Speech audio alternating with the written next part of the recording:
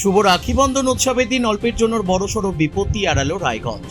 কুলিক পক্ষীনিবাস সংলগ্ন এলাকায় নিয়ন্ত্রণ হারিয়ে জঙ্গলে ঢুকে পড়ল গ্যাস সিলিন্ডার বোঝাই একটি টোটো। ঘটনাকে ঘিরে চাঞ্চল্য ছড়িয়ে পড়ে এলাকায়। স্থানীয় সূত্রে জানা গিয়েছে, বারোদুয়ারি এলাকা থেকে গ্যাস সিলিন্ডার নিয়ে শিলিগুড়ি মোড়ের দিকে যাচ্ছিল টোটোটি। কুলিক পক্ষীনিবাস সংলগ্ন এলাকায় আচমকাই নিয়ন্ত্রণ হারিয়ে রাস্তার পাশের জঙ্গলে ঢুকে পড়ে সেটি। খবর পেয়ে ঘটনাস্থলে পৌঁছায় স্থানীয়রা। পরে জেসিবি গাড়ির সাহায্যে জঙ্গলের ভেতর থেকে টোটোটিকে উদ্ধার করে ফের রাস্তায় তোলা হয়। দুর্ঘটনায় টোটোটির বেশ কিছুটা ক্ষতি হয়েছে বলে জানা গিয়েছে। স্থানীয় সূত্রের দাবি, টোটোর চালকের নাম হাজি করিম, তার বাড়ি দক্ষিণ হেমতাবাদ এলাকায়।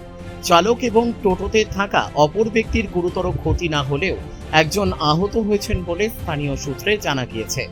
তাকে চিকিৎসার জন্য ডাক্তারের কাছে নিয়ে যাওয়ার কথা রয়েছে।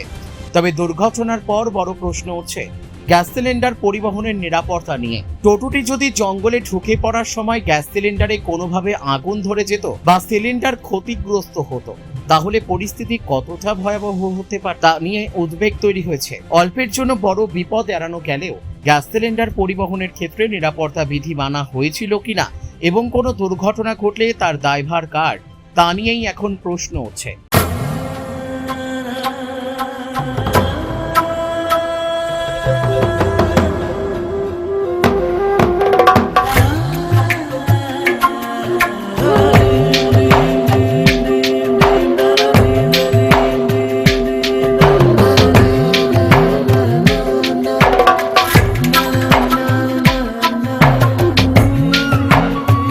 সুবর্ণা জুয়েলার্স, থানা রোড, রায়গঞ্জ।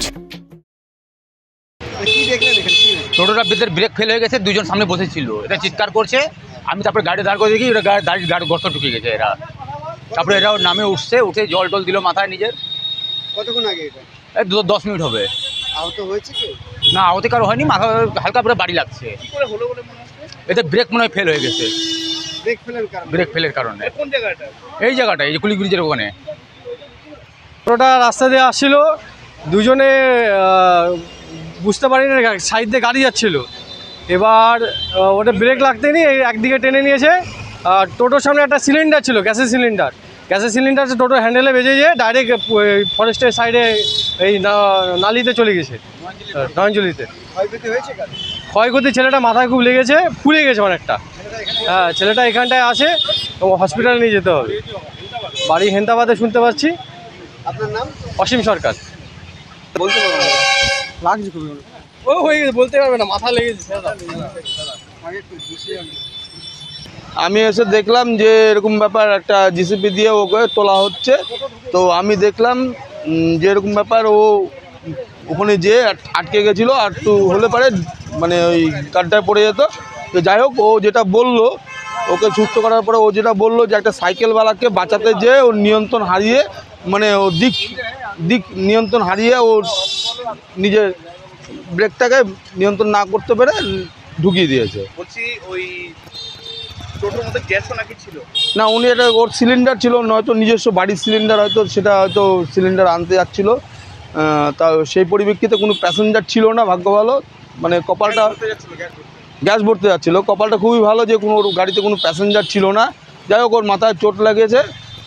তো ওকে সবাই মিলে ব্যবস্থা করে, সহযোগিতা করে সেভ করে নেওয়া হলো। এখন ওকে হসপিটাল হোক, যেটা হোক, পাঠানো হবে। এখন ওর বাড়ির লোককে খবর দেওয়া হচ্ছে। আপনি পেশাগতভাবে কি করেন? আমি পেশায় টোটোওয়ালা একটা। আমি এই রাস্তা দিয়েই যাচ্ছিলাম টোটো নিয়ে। কি নাম আপনার? আমার নাম রাজা সরকার।